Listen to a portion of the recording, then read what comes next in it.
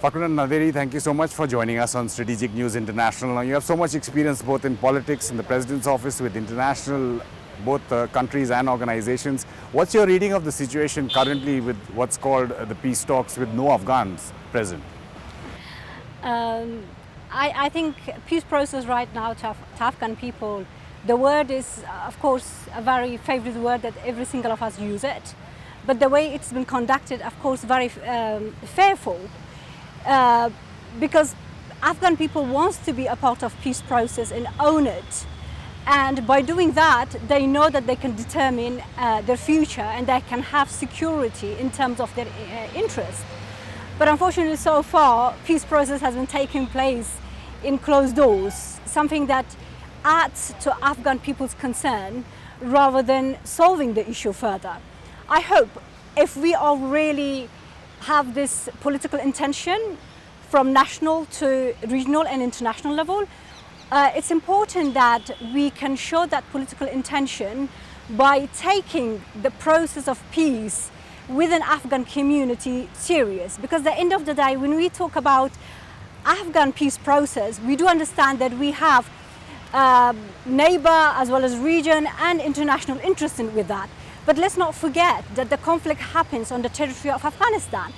Of course, we do have so far concern in regard to Afghan government, because the Afghan government did not act democratically to make the peace process very transparent to Afghan community, and now it is leaving from a national level that concern and adds itself and multiply itself on the international level. But I hope that US as a strategic partner that invested so much in Afghanistan, they do understand that the involvement of Afghan people and Afghan community adds to the solution.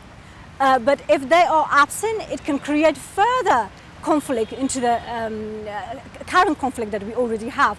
I would like to stay hopeful, because we have been challenged throughout our history, and I think even throughout the 18 years of democratic history.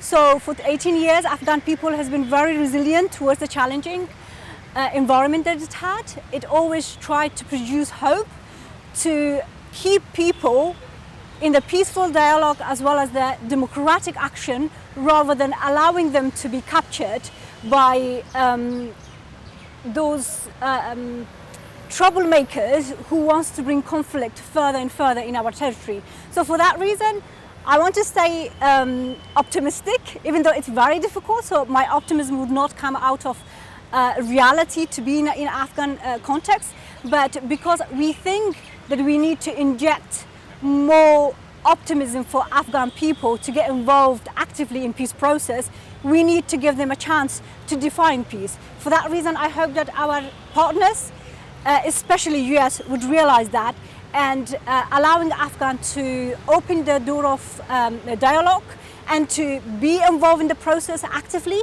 and to let this process to find its way. You're talking about so many actors, whether it's regional, whether it's international.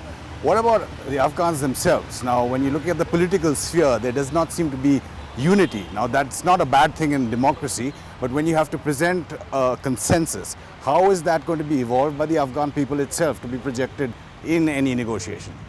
I think when we talk about unity, what's really important, we shouldn't go too dramatic or to be very extreme in terms of the representation of Afghan people through the government, because the government already failed to involve Afghan people into peace process. So for government of Afghanistan right now, the homework is how they are going to portray that government, democratic government that needs to be identified as representing the whole nation. So for that reason, it's important to have inter-Afghan dialogue, allowing Afghan to get together and to express their opinion among themselves, because I think for a very healthy democracy, it's important to give people the voice, but it's important to get a result out of that voice. It cannot be cacophony. Exactly. So for that, what we need to have all the community involved. We have to have national dialogue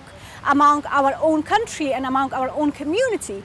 If we have that dialogue to keep going, I think we're going to have solution not only for inter-Afghan dialogue, but also to the region and to the international one.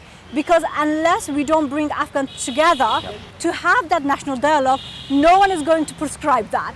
If you're going to get an absolute power to do that on behalf of Afghanistan, whether it can be the government of Afghanistan or the international partners, any of them, it's going to add to the conflict, not to bring the solution of peace. When you're talking about being optimistic despite the current scenario, does the postponement of the presidential polls give that window to get some kind of consensus together inside Afghanistan, or how do you view it? Actually, it's confusing at this stage of time that we are talking about peace process and we need in the peace process unity. We have simultaneously a very healthy democratic process which is called election, but election is to divide people. So simultaneously having both together is very, very confusing, and so far it did not help that much. But I think one of the main issues for election to come with the peace is the conflict of interest, because we have candidates who are trying to represent the whole nation right now, but at the same time being a candidate for the upcoming election. I don't think that conflict of interest between individuals' interest and the community interest really go very well. But we need to really make a definition for that. Postponing the election for a couple of months, I don't think it means that it can bring absolute peace and everyone will joyfully go and participate in the election. Sure. But it is crucial to really put both of these big topics on national agenda and let Afghan to have voice and to choose what they want to do next. Even if election is postponed, we want election to continue because we need democracy. Democracy without election would not happen. You have to make your choices and respect the majority choice with principle of keeping the values of democracy. And that's what we need to turn the, to substitute guns with the votes. And this is how we can do it. Ballots for bullets. Yeah, exactly. But what's really important that we have to take into account the conflict of interest, because the conflict of interest in a domestic politics is very essential for Afghans right now. So in order to keep the process safe and sustainable, we need to have impartial figures to take that.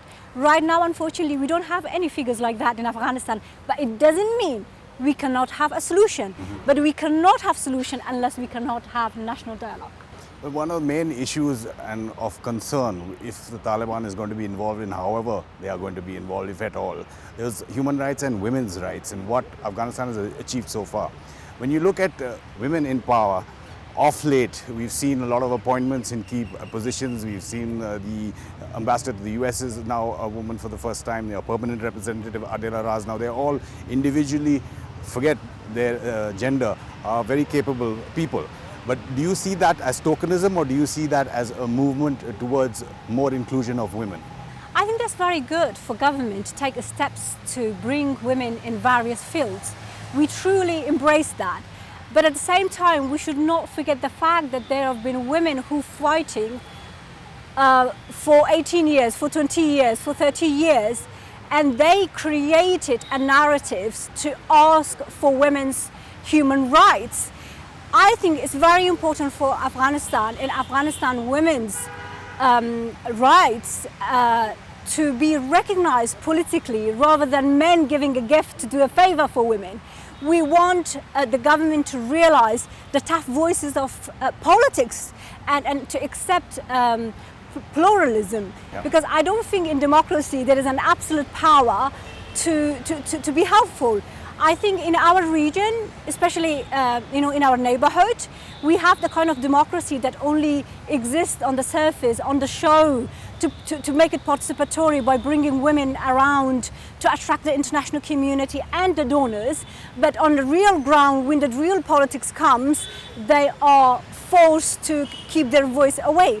But I think if you want to make true reform within the government and within the community, we need to listen to the tough voices who is speaking out about the views that Afghan people are suffering from, and they want reform. Because if we are not going to practice that among ourselves, who is called to be democratic, how are you going to pursue those values on extremist group who wants to reintegrate in the community? So for that reason, democracy should not be an attractive word.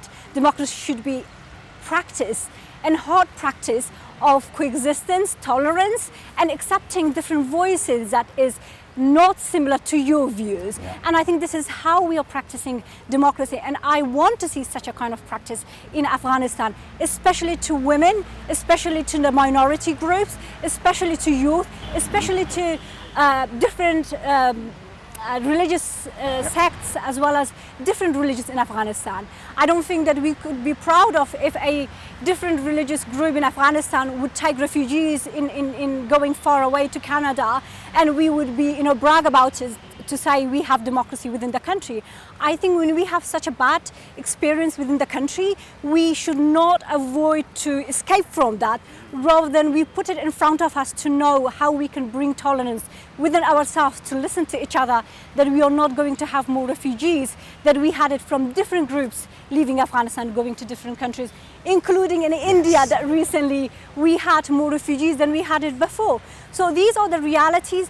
And I believe politics is about reality, not about the beautiful theories in the books or the attractive exhibition of presentations. I think we need to look at Afghanistan's reality. We have to get realistic, and we have to understand politics is a science. You have to understand, and you have to know how to deal with realities and how to find solution with that. Ms. Naderi, it was a pleasure talking to you. Thank you so much. My pleasure. Thank you. Thank you.